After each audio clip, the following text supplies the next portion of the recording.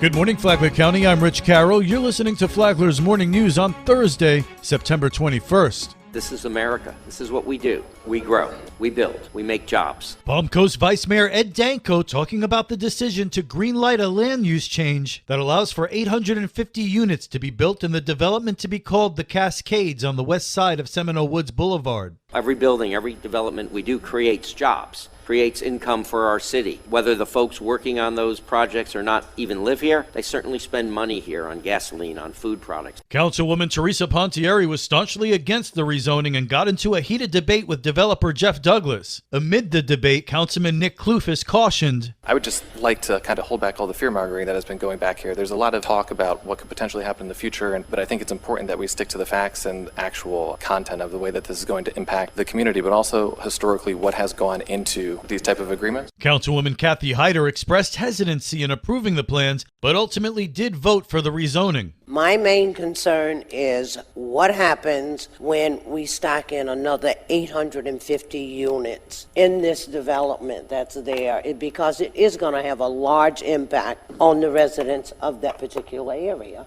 And that is my concern. The people are my concern. The city's planning board recommended the project go to City Council in August, with it passing in a first reading this week.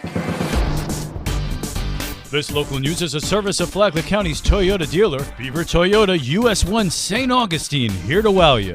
Get him out of my house. Mike, we can't do that. You know I told you we can't do that. Mike, put it down, please. Put the gun down. You better shoot me. No! A Palm Coast man is arrested after a standoff with Flagler County deputies. Deputies were called to Brunswick Lane Monday night for reports of a domestic situation. Police say a family member who was in danger fled the residence and called 911. Police arrived to find 57-year-old Michael Wells holed up inside the home drunk and screaming. Deputies say there were at least 2 guns in the home because they saw Wells with them.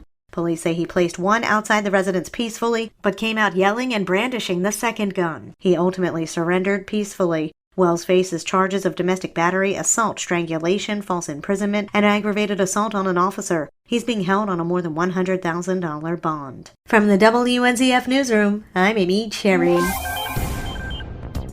The Flagler County School Board is seeking to part ways with attorney Christy Gavin. Earlier this week, the board voted unanimously to seek external legal counsel. With 17 years of service, Gavin questioned whether she should continue her duties and was told that she is expected to. A decision regarding the attorney is expected on October 17th. Meanwhile, Gavin is currently working on a superintendent's contract for LaShaka Moore, who has been the interim superintendent since June 30th. Moore took over for former superintendent Kathy Middlestat after the school board in a 3-2 vote elected not to renew Middlestat's contract.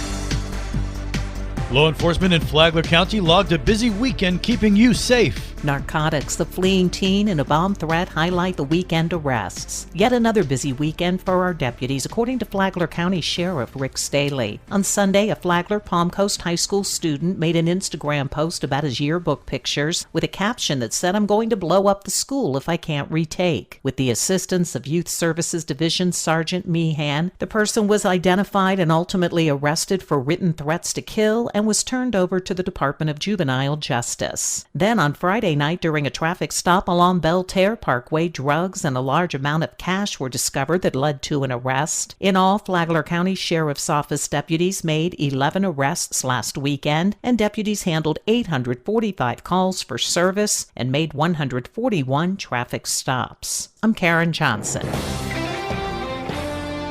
Brian is a graduate of the Road to Success program. He's found his way into a pest control job that he says is not only an accomplishment, but a relief, too. I work at Shoreline Turf and Pest Control. There we just spray plants, we spray shrubs and whatever. I go to places and it's like you see the grass is all dead, the plants are all dead, and you come back after treating it after a week or two and it's just a brand new spot. So it's kind of a relieving job, too, after seeing what you've done. Rainey Heron said that Brian is actually working as an intern with Shoreline. Brian said that he wants to go to college and then join the Air Force. Flagler Health Matters is on WNZF on Saturday mornings at 11:30, and it's on the Flagler radio app anytime you want to listen. Tomorrow, we'll hear from Malia. From the WNZF Newsroom, I'm Deb Albertson.